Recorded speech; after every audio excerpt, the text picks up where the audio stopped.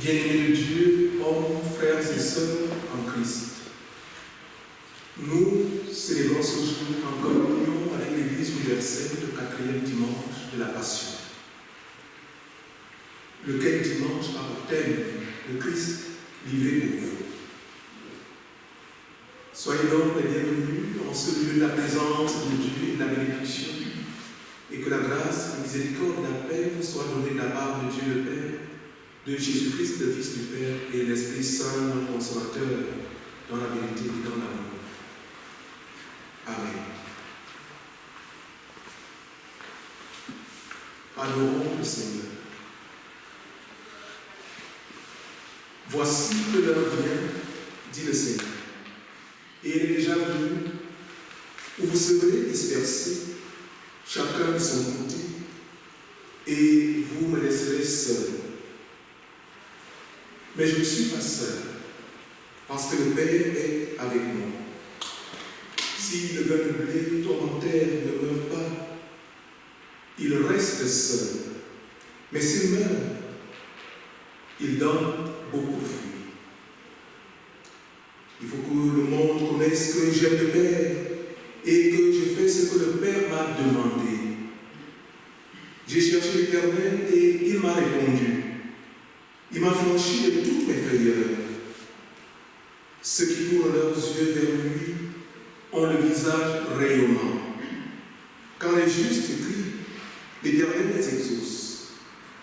Et il les délivre de toute la détresse. L'Éternel est auprès de ceux qui ont le cœur brisé, et il sauve ceux dont l'âme est abattue. Le juste a des maux en grand nombre, mais de tous, l'Éternel le délivre. Chacun de mes os ne sera brisé. L'Éternel rachète l'âme de ses serviteurs. Louez donc l'Éternel, vous toutes les nations. Célébrez-le, vous tous les peuples, car sa bonté pour nous est grande et sa fidélité dure à toujours. Louez l'Éternel. Bien-aimés, je vous invite à vous lever. Nous continuons notre adoration. Lorsque nous allons chanter le cantique numéro 2, notre recueil commande pas le mot.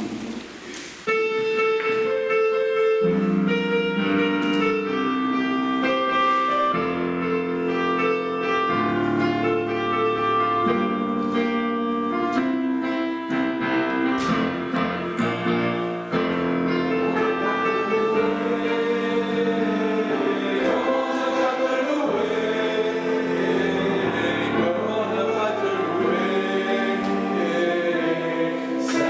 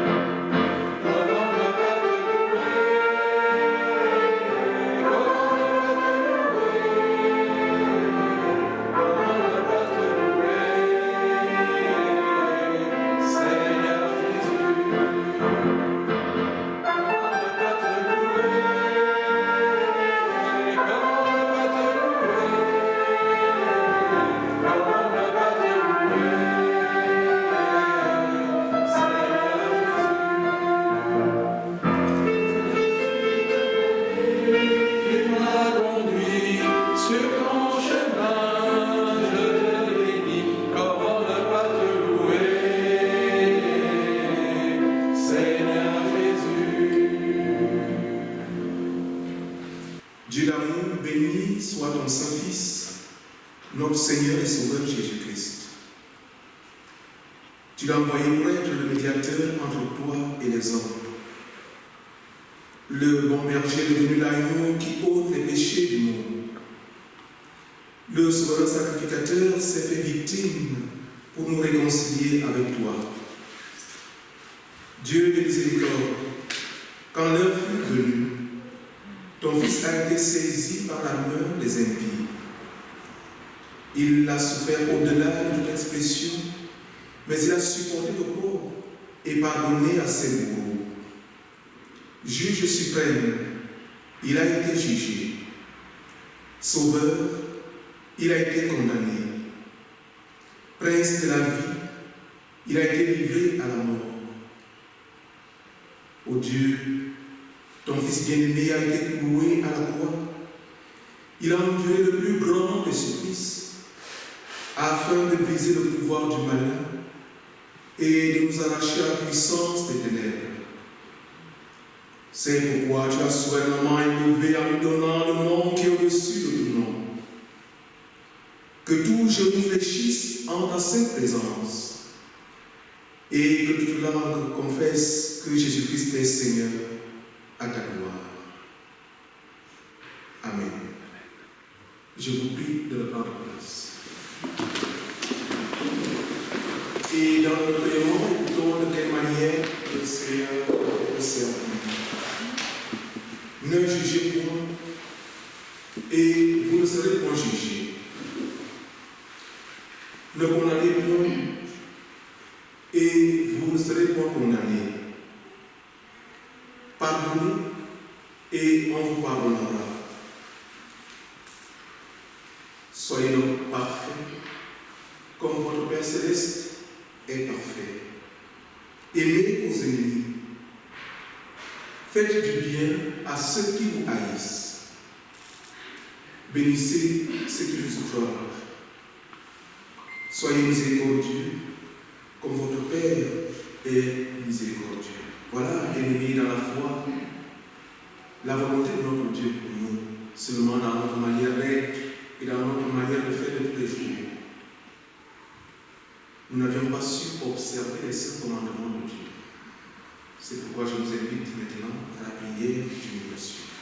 Ô notre Dieu, en présence de ta loi d'amour que tu nous as appelés, nous voyons la grandeur et la multitude de nos fautes. Tu nous as pressés de suivre le saint et le juste sur la voie du renoncement et du sacrifice.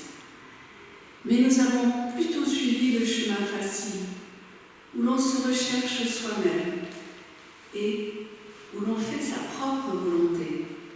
Nous avons été orgueilleux, durs, hautains et pleins de nous-mêmes. Nous nous sommes éloignés de toi et nous n'avons trouvé que vide du cœur et vaine agitation. Ô Dieu, aie pitié de nous. Délivre-nous, nous t'en supplions, de l'égoïsme qui nous perd.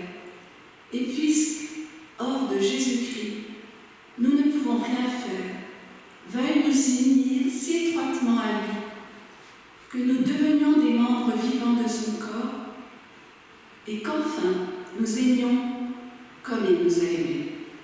Amen. Veuillez vous lever maintenant pour accueillir le pardon de Dieu. De la part de Dieu qui nous a confié le ministère de la réconciliation. Que tous, selon la foi et la repentance sincère, reçoivent ici de Dieu le pardon de leurs péchés. Amen. Et toi, mon âme, bénis le Seigneur et n'oublie aucun de ses bienfaits. Pour manifester notre reconnaissance pour Dieu de notre pardon, nous allons chanter le cantique 458, attaché à la croix.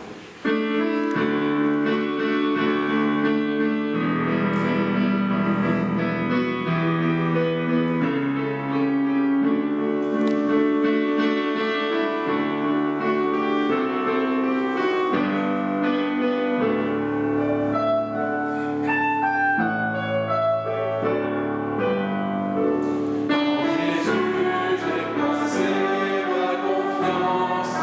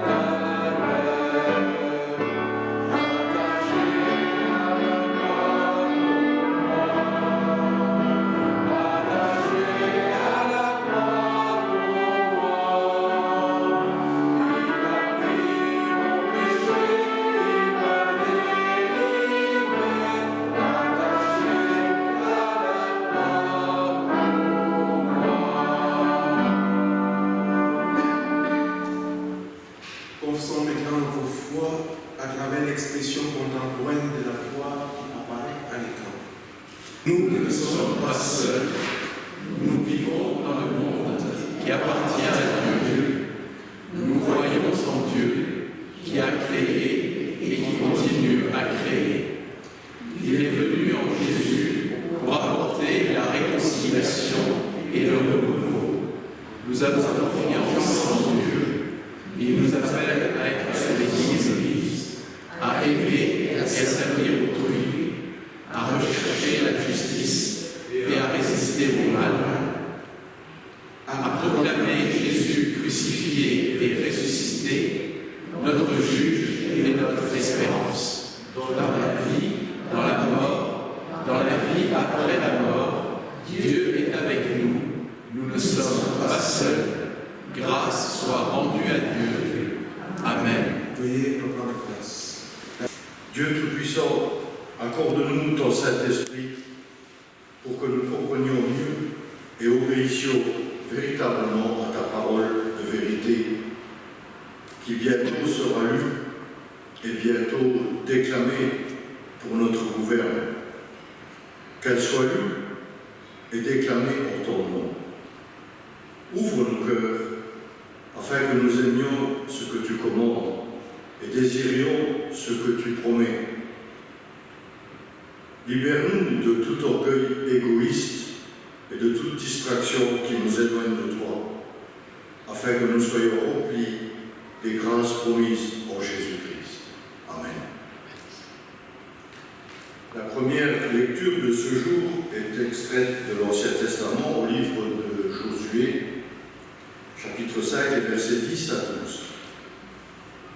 Les enfants d'Israël campèrent à Gilgal, et ils célébrèrent la Pâque le 14e jour du mois, sur le soir, dans les plaines de Jéricho. Ils mangèrent le blé du pays le lendemain de la Pâque, des pains sans levain et du grain rôti. Ils en mangèrent ce même jour. La manne cessa le lendemain de la Pâque quand ils mangèrent du blé du pays. Les enfants d'Israël n'eurent plus de manne et ils mangèrent des produits du pays de Canaan cette année-là. La deuxième lecture se trouve dans la deuxième lettre aux Corinthiens, au chapitre 5, les versets 17 à 21. Si quelqu'un est en Christ, il est une nouvelle créature. Les choses anciennes sont passées. Voici, toutes choses sont devenues nouvelles. Et tout cela vient de Dieu qui nous a réconciliés avec lui par Christ et qui nous a donné le ministère de la réconciliation. Car Dieu était en Christ, réconciliant le monde avec lui-même, en n'imputant point aux hommes leurs offenses, et il a mis en nous la parole de réconciliation. Nous faisons donc les fonctions d'ambassadeurs pour Christ, comme si Dieu exhortait par nous. Nous vous en supplions au nom de Christ, soyez réconciliés avec Dieu. Celui qui n'a point connu le péché, il l'a fait devenir péché pour nous, afin que nous devenions en lui justice de Dieu. Et je terminerai par l'Évangile selon Luc au chapitre 15, les versets 1 et 2 et 11 à 32. Et c'est le texte qui servira de support à la prédication. Tous les publicains et les gens de mauvaise vie s'approchaient de Jésus pour l'entendre. Et les pharisiens et les scribes murmuraient, disant : cet homme accueille des gens de mauvaise vie et mange avec eux. Il dit encore : un homme avait 2 fils. Le plus jeune dit à son père : mon père, donne-moi la part de bien qui doit me revenir. Et le père leur partagea son bien. Peu de jours après, le plus jeune fils, ayant tout ramassé, partit pour un pays éloigné, où il dissipa son bien en vivant dans la débauche. Lorsqu'il eut tout dépensé, une grande famine survint dans ce pays, et il commença à se trouver dans le besoin. Il alla se mettre au service d'un des habitants du pays, qu'il envoya dans ses champs garder les pourceaux. Il aurait voulu se rassasier des carouges que mangeaient les pourceaux, mais personne ne lui en donnait. Étant rentré en lui-même, il se dit : combien de mercenaires chez mon père ont du pain en abondance, et moi ici je meurs de faim. Je me lèverai, j'irai vers mon père et je lui dirai : j'ai péché contre le ciel et contre toi. Je ne suis plus digne d'être appelé ton fils. Traite-moi comme l'un de tes mercenaires. » Et il se leva et alla vers son père. Comme il était encore loin, son père le vit et fut ému de compassion. Il courut se jeter à son cou et le baisa. Le fils lui dit : « Mon père, j'ai péché contre le ciel et contre toi. Je ne suis plus digne d'être appelé ton fils. » Mais le père dit à ses serviteurs : « Apportez-lui vite la plus belle robe et l'en revêtez. Mettez-lui un anneau au doigt et des souliers aux pieds. Amenez le veau gras et tuez-le. Mangeons et réjouissons-nous, car mon fils que voici était mort et il est revenu à la vie. Il était perdu et il est retrouvé. » Et ils commencèrent à se réjouir. Or, le fils aîné était dans les champs. Lorsqu'il revint et approcha de la maison, il entendit la musique et les danses. Il appela un des serviteurs et lui demanda ce qui se passait. Ce serviteur lui dit : « Ton frère est de retour, et parce qu'il l'a retrouvé en bonne santé, ton père a tué le veau gras. » Il se mit en colère et ne voulut pas entrer. Son père sortit et le pria d'entrer.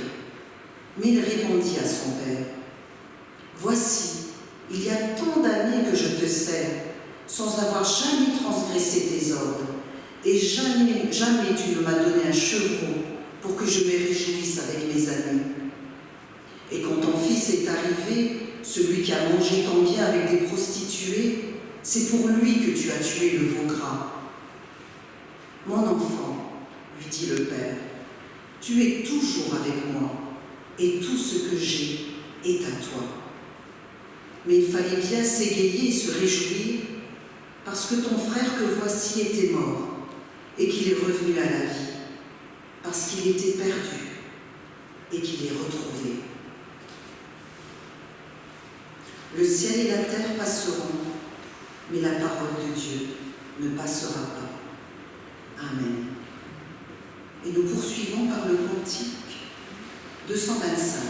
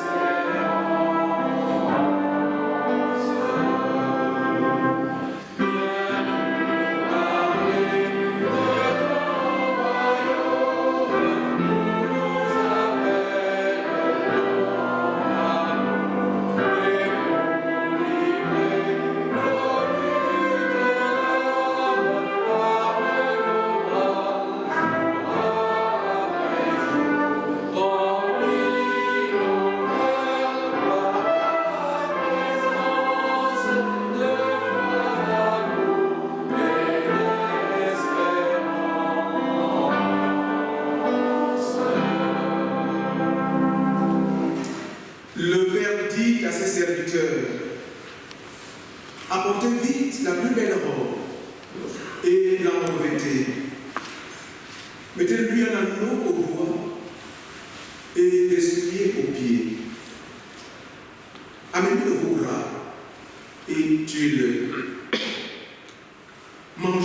réjouissons-nous, car mon fils que voici était mort, et il est revenu à la vie. Il était perdu, et il est retrouvé. Versets 22 à 24 du texte qui sous-tend mon message de ce jour. Bien-aimé de Dieu, recevez mon salut fraternel dans le nom du Seigneur. Probablement, vous connaissez tous la parabole du fils prodigue. Ce fils qui a dépensé follement et sans mesure ce qu'il a reçu en héritage. La lecture de ce texte nous a mis en présence des largesses infinies de son Père qui accueille ce fils rebelle, pourrait-on dire. Cet enfant est insupportable. Celui qui est parti et a tout gâché. Celui qui a dilapidé sa part et qui revient, hélas, sans gloire et sans mérite. Il me plaît de m'adresser à vous ce matin pour vous montrer que la parabole du fils prodigue est avant tout, et quoi qu'on puisse dire, la parabole du Père prodigue. La parabole du Père prodigue, c'est en fait la parabole d'un Père qui ne compte pas son amour pour ses enfants. C'est la parabole d'un Père qui attend ses enfants et les espère inlassablement. C'est la parabole d'un Père qui les aime quoi qu'ils ont fait. Voyez-vous, ce Père aime le plus jeune, insolent lorsqu'il entreprend de dévancer le moment du partage, et tout penaud et pénitent lors du retour. Ce Père aime autant l'aîné qui est resté à demeure, qui travaille et qui s'enferme dans ses discours et ses attitudes de jalousie et de mépris, révélant ainsi une fraternité réaliste quand même et crédible. Au total, ce Père aime ses fils, quoi qu'ils aient fait, quels qu'ils soient et tels qu'ils sont. Il court au-devant de l'un qui croyait mort perdu à jamais. Il veut, avec la même force, inviter l'autre qui s'en scandalise à une fête de retrouvailles. Cette fête qui aura lieu, mais sans être totale, puisque l'aîné refusa d'y participer.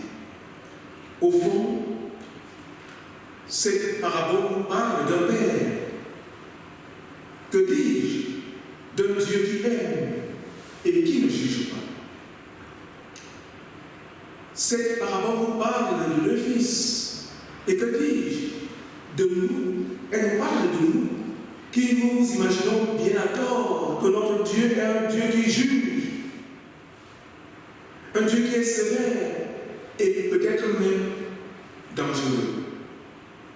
Mais la bonne nouvelle, telle que nous révèle ces paraboles, est que ce Dieu-là ne nous juge pas. Au contraire, il nous aime tel que nous sommes. Il n'est pas ce qu'on entend parfois dire, qu'il serait un Dieu méchant, pervers et même indifférent. Bien aimé, remarquons que c'est à ce Père-là qu'il arrive une bien triste histoire. Tenue. Il perd le cadet qui veut s'éloigner, qui veut partir. Il ne lui dit rien, ni ne le brime, ni ne l'empêche. Ce fils cadet, voyez-vous, a donc choisi l'autonomie et l'indépendance. Vivre dans l'indépendance du Père. Vivre dans l'autonomie pardon au Père. Rappelons-nous que c'est cette même volonté d'autonomie et d'indépendance qui ont conduit Adam et Ève à la chute au jardin d'Éden. C'est cette même volonté d'indépendance vis-à-vis de Dieu et d'autonomie qui ont conduit Adam et Ève à la chute.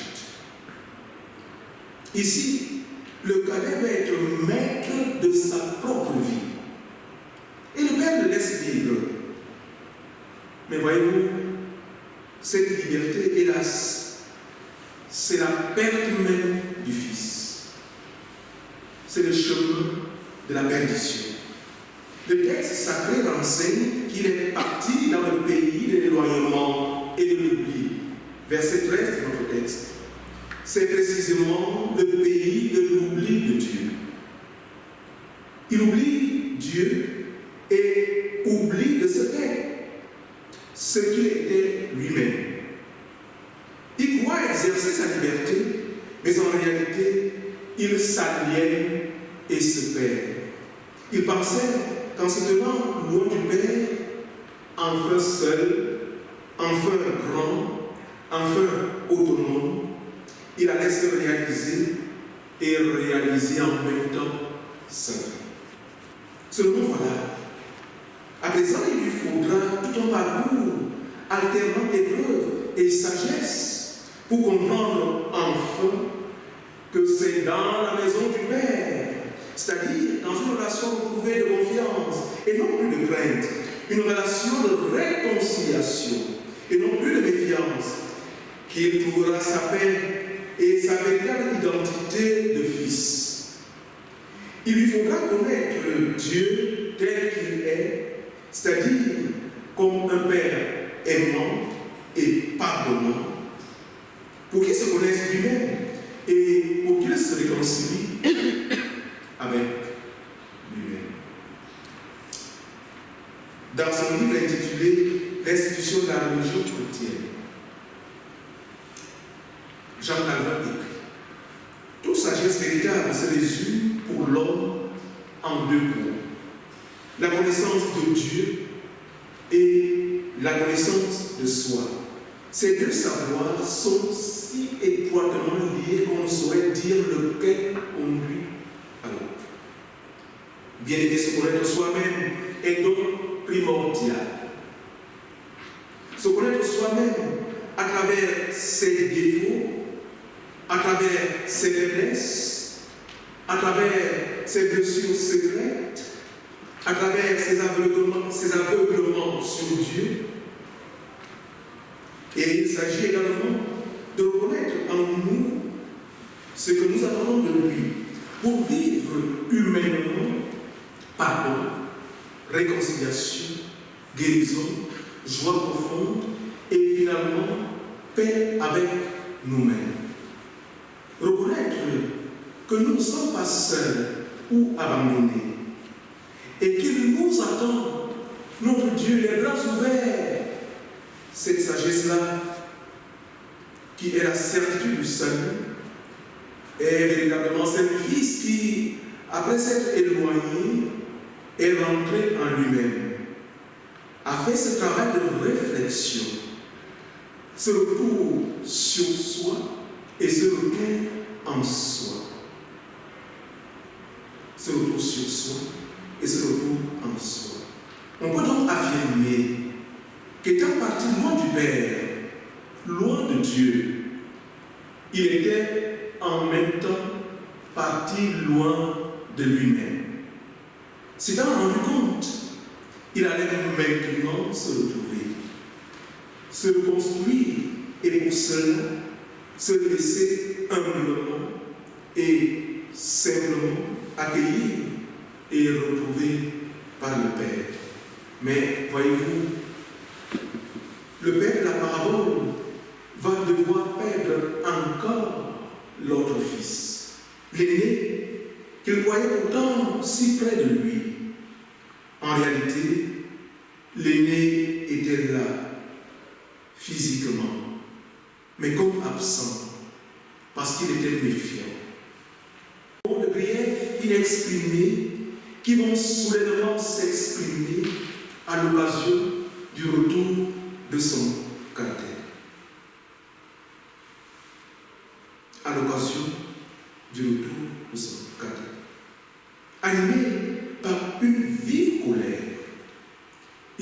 ceci à son père. Voici, il y a tant d'années que je te sers, sans avoir jamais transgressé tes ordres. Et jamais tu m'as donné un chevreau pour que je me réjouisse avec mes amis. Et quand mon fils est arrivé, celui qui a mangé ton bien avec des prostituées, c'est pour lui que tu as tué le veau gras. Versets 29 et 30 de notre texte. À travers cette déclaration accusatrice et incendiaire, on comprend que l'aîné s'est construit une image fallacieuse du père, une image inquiétante, voire menaçante. Du coup, tout ressort sous les dents. Sa jalousie vis-à-vis du frère cadet, son ressentiment vis-à-vis du père. Qu'est-ce qu'il y a tant de fils aînés parmi nous? Et la famille a donc éclaté, et la famille n'a pas résisté. La famille n'a pas résisté. Il est peu probable qu'une cohabitation dès lors soit possible à nouveau, comme avant, au sein de cette famille. Frères et sœurs en Christ, oui, cette parabole est avant tout la parabole d'un père aimant qui perd ses deux fils. Mais c'est aussi l'histoire d'un père qui ne désespère pas. Il a retrouvé le fils prodigue. Il fera tout à partir de ce jour-là pour retrouver le fils aîné. Voici d'ailleurs sa réponse au fils aîné courroucé et révolté. Mon enfant, lui dit le père, tu es toujours avec moi, et tout ce qui est à moi est à toi. Mais il fallait bien s'égayer et se réjouir, parce que ton frère que voici était mort et qu'il est revenu à la vie, parce qu'il était perdu et qu'il est retrouvé. Versets 31 et 32 de notre texte. Voyez-vous, bien-aimés de Dieu, ce père-là, un tel père, c'est la figure même de Dieu. La figure même de notre Dieu. Le Père ici, c'est donc Dieu. Du coup, notre parabole prend une nouvelle dimension, un nouvel éclairage.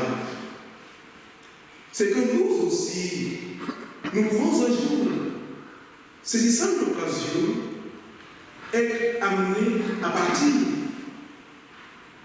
à découvrir le pays séduisant de l'oubli de Dieu. Un pays si difficile à vivre. Nous pouvons être amenés à faire le fils prodigue pendant quelque temps ou pendant longtemps.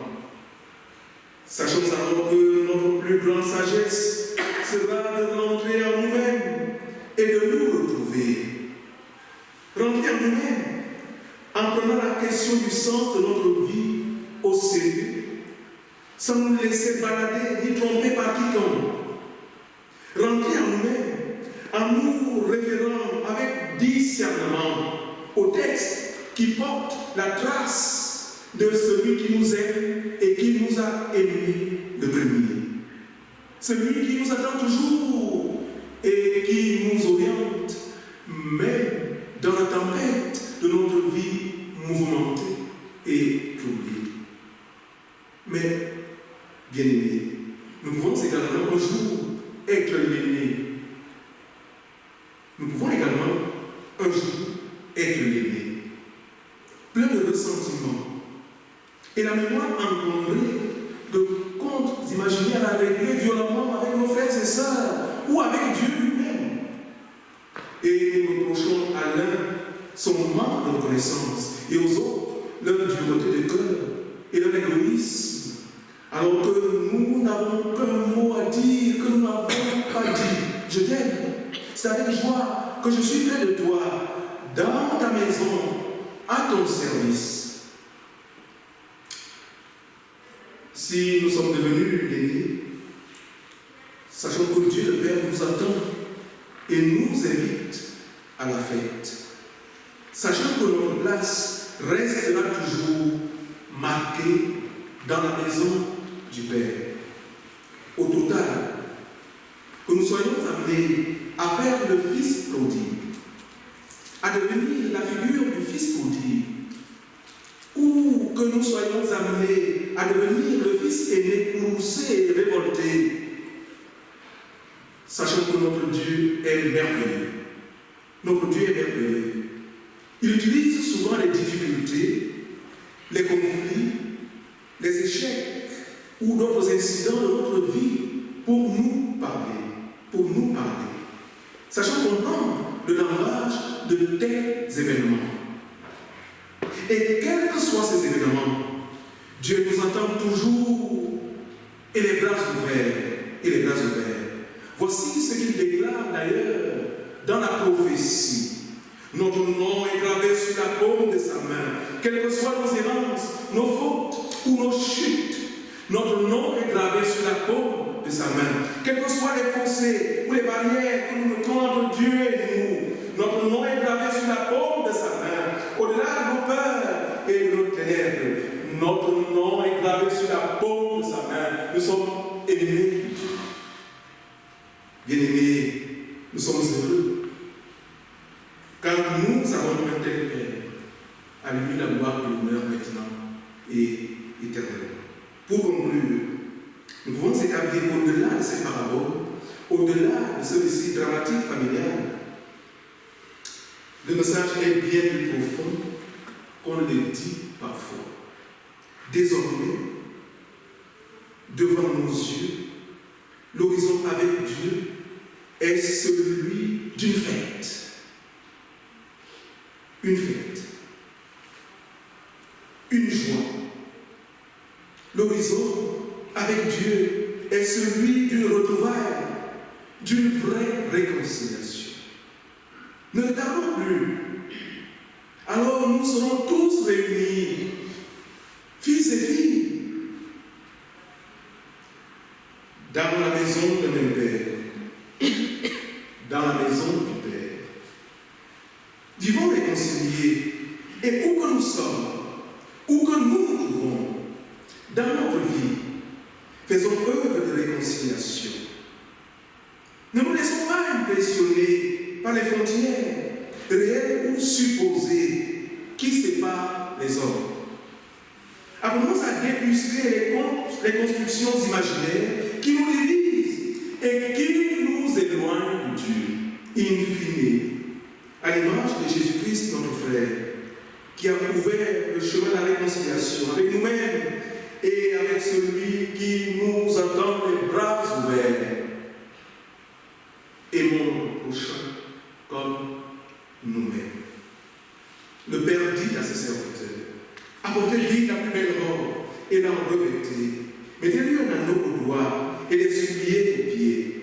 Amenez vos bras et tuez-le. Mangeons et réjouissons-nous, car mon fils que voici était mort et il est revenu à la vie. Il était perdu et il est retrouvé. Amen.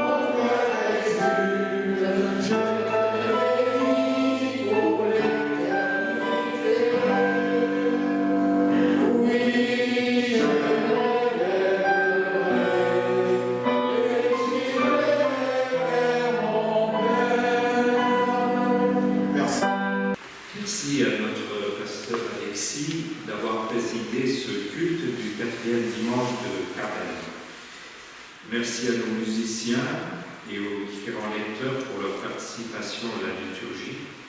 Merci à Denis pour la projection et merci à Michel pour l'enregistrement et la diffusion de notre culte sur le site internet de la paroisse. Hier, nous étions quelques conseillers avec notre pasteur à participer à une réunion du consistoire à Dieuze.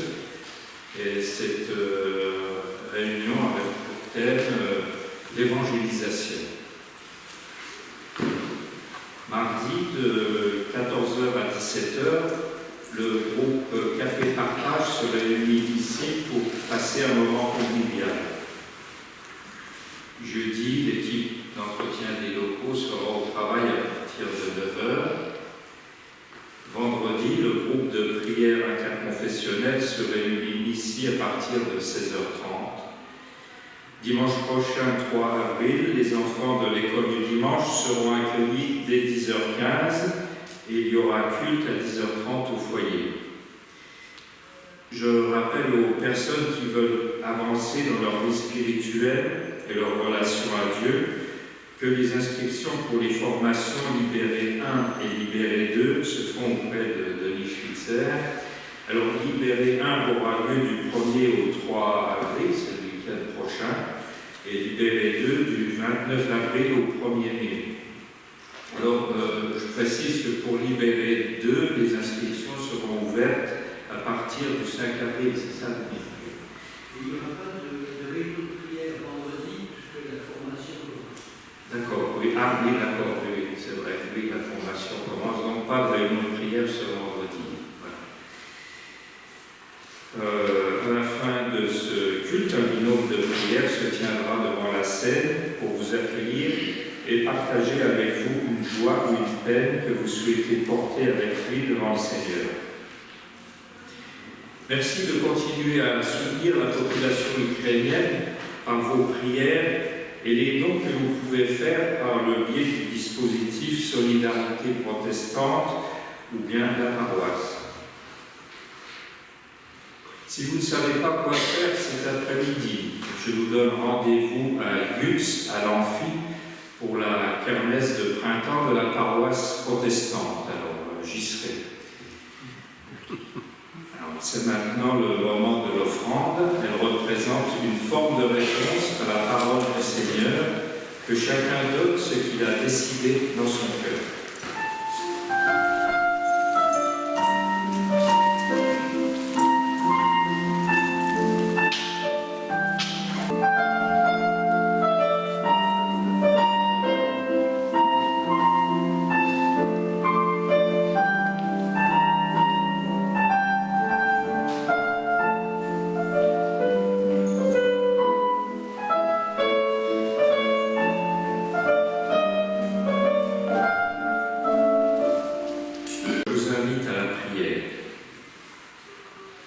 Seigneur, nous te rendons grâce pour les dons que jour après jour nous recevons de ta bonté.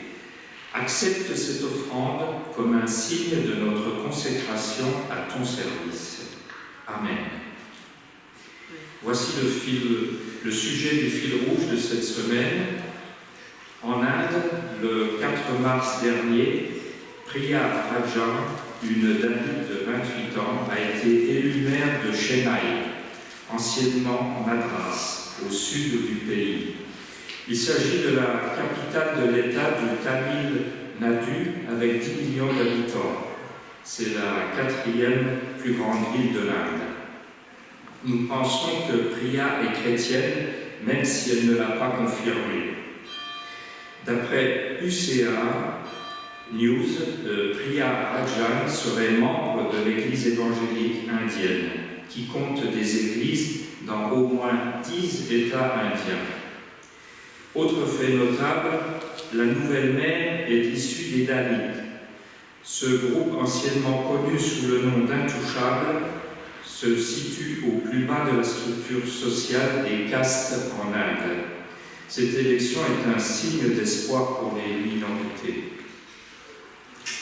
Vincent Chinadurai, ancien porte-parole du Conseil épiscopal du Tamil Nadu, estime qu'il s'agit d'un événement remarquable pour les femmes chrétiennes d'Ali. Il a déclaré « Nous apprécions le gouvernement de l'État pour cette décision audacieuse. Il s'agit d'une nomination particulièrement symbolique pour les minorités chrétiennes du pays, a souligné de son côté Vatican News. Dans un pays où les chrétiens sont discriminés et stigmatisés par les extrémistes hindous, Priya Rajan va, elle, pouvoir exercer une influence bénéfique, comme jadis la reine Esther en Perse. Bon, c'est une bonne question. Les sujets de prière. Louons Dieu pour l'élection de Priya Rajan. Prions-le de se servir de Priya pour la protection et la bénédiction de son Église en Inde. Prions-le de faire évoluer favorablement la situation des chrétiens indiens. Intercédons auprès du Seigneur.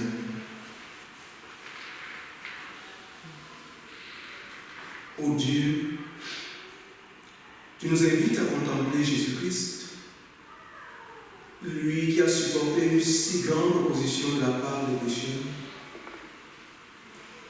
Accorde-nous la grâce de ne pas nous laisser abattre en perdant courage. Soutiens-nous dans notre lutte contre le péché et contre le mal. Rends-nous compatissants et fais-nous vivre en paix avec toi et avec le prochain. Nous élevons à toi, Seigneur, les minorités chrétiennes en Inde.